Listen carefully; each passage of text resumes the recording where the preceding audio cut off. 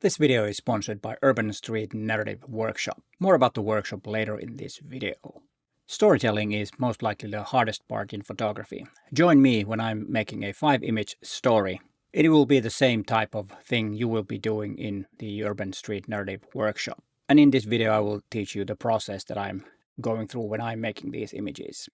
Hi, it's Peter here, and let's get right into the business. I went for a photo walk last Monday and made some images, a story in my mind. The story is going to be about waiting and connecting.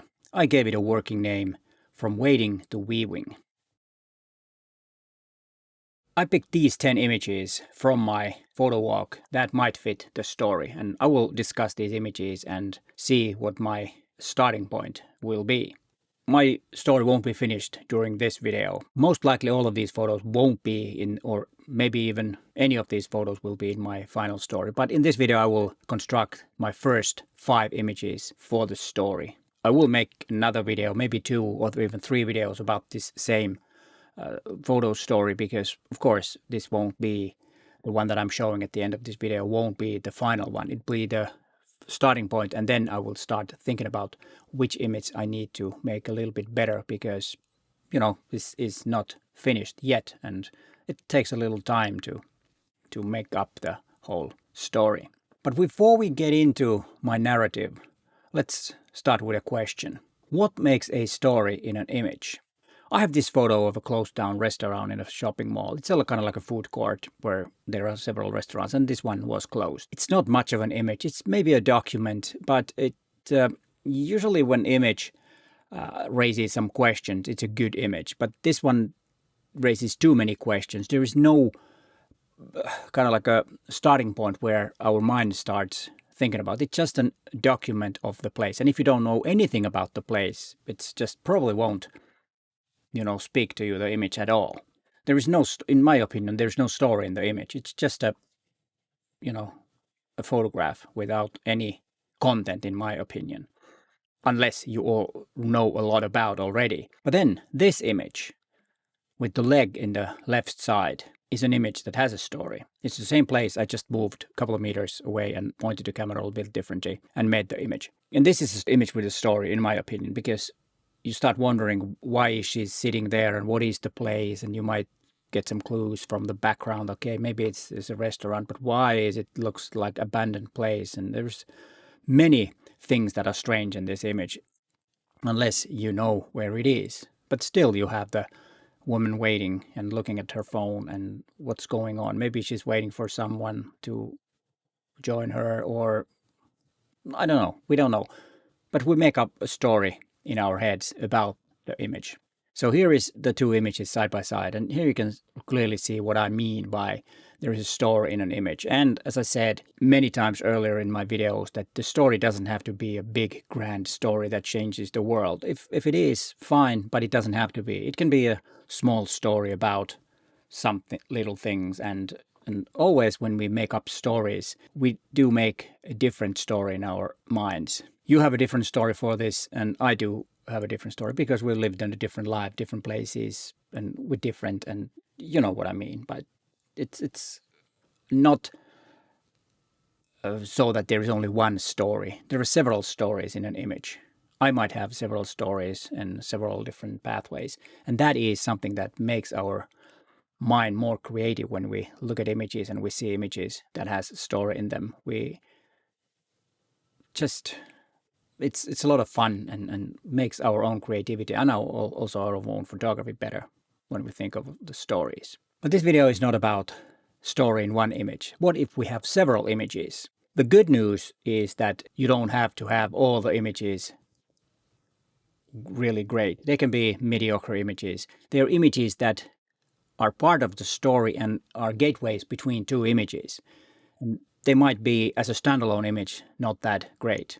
But the bad news of this several image story is that it is a lot harder, because it's really hard to make an image with a story, but then you need 5 images, maybe 6 or even more. It depends on how big your story is. You need to have several great images with stories with some images that might not be that powerful. If we take this image, for example, this delivery guy is having a break and he's looking at something. Yeah, there is something in the image, but I don't think it's very strong as a standalone image. But then we have this image. There's a story about, people using the phone different ways. We're in our own world. When we're on a coffee break, we're looking at the phone and maybe reading news, social media, or something. And maybe it's reading emails or something. But this guy in the front is in his own world. And then we have the background, most likely a tourist, taking some photographs of the area.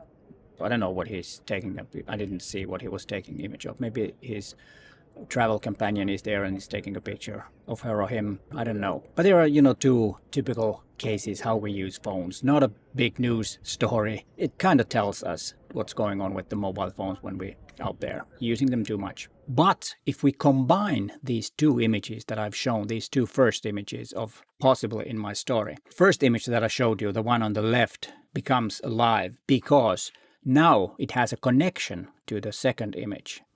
And of course, the second image is that we could imagine that the guy is taking a photograph of him. Even though this is not a standalone image, a great standalone image, it comes alive when you combine it with other images. And this is one thing where you can take a look at my diptych video where I was talking about the relationship between two images. And that is something that we need to understand when we're making image series, is how the images are interacting with each other. The problem with this is that I can't start my series with this image because it's not strong enough. I need something better. That's why I really can't start. This could be somewhere in the middle, but it can be the first image in my opinion. Most likely both of these images are something that I won't be using, even though I like this image quite a bit. It's always about killing your darlings. You need to let loose of the images. You can't get too attached to an image that I need to have this image because this and that. It's really hard to make a story with images if you get stuck with one image.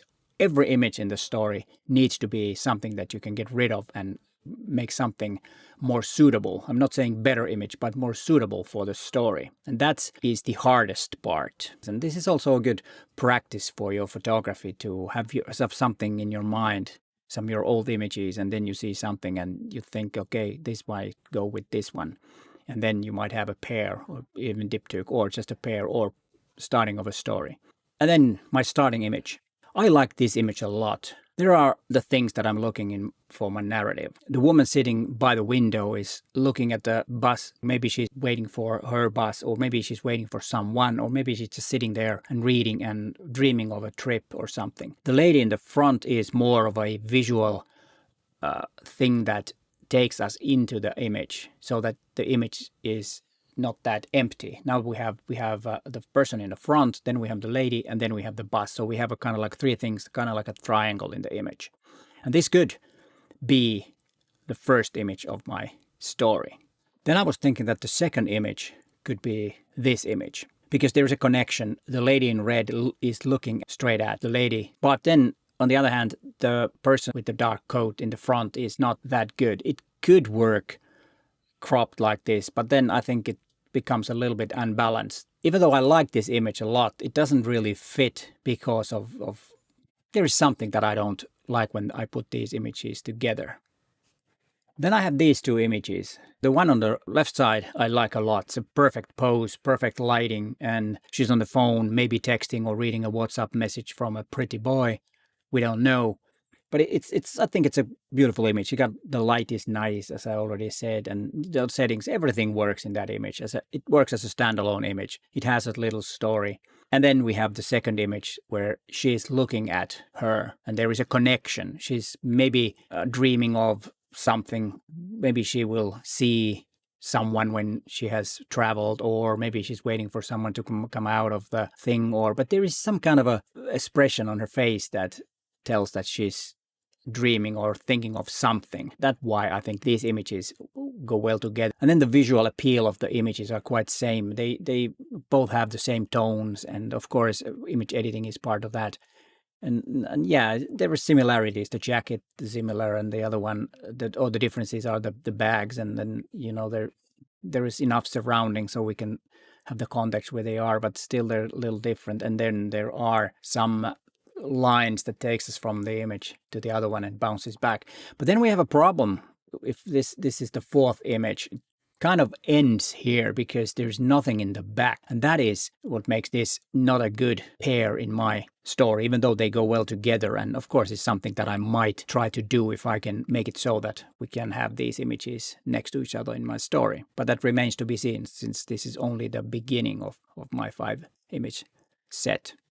And then there is also the problem that we don't have any connection between these two pairs. They don't just work together. Or what do you think? Do they work? But in my opinion, they don't. There is something that is not right. We could have this as an ongoing story with 4 images, but there isn't much of a story like this. There are an okay set of images, but there is no continuous story in my opinion, because there is no connection between the second and third image. We need something else here. And this is, of course, something that I need to photograph on the upcoming photo walks.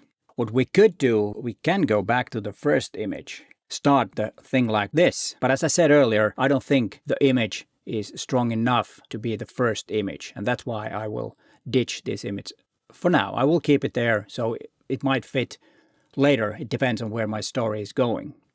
But as I said, we need to start this with a strong image that catches our eye, that stops us to look at it, what's going on. They want to see more. They want to see the next image. But with this image, I don't think it works. I don't know. What do you think? Does this work? And I could use these two interacting with each other. And maybe she's walking towards to them, meeting them.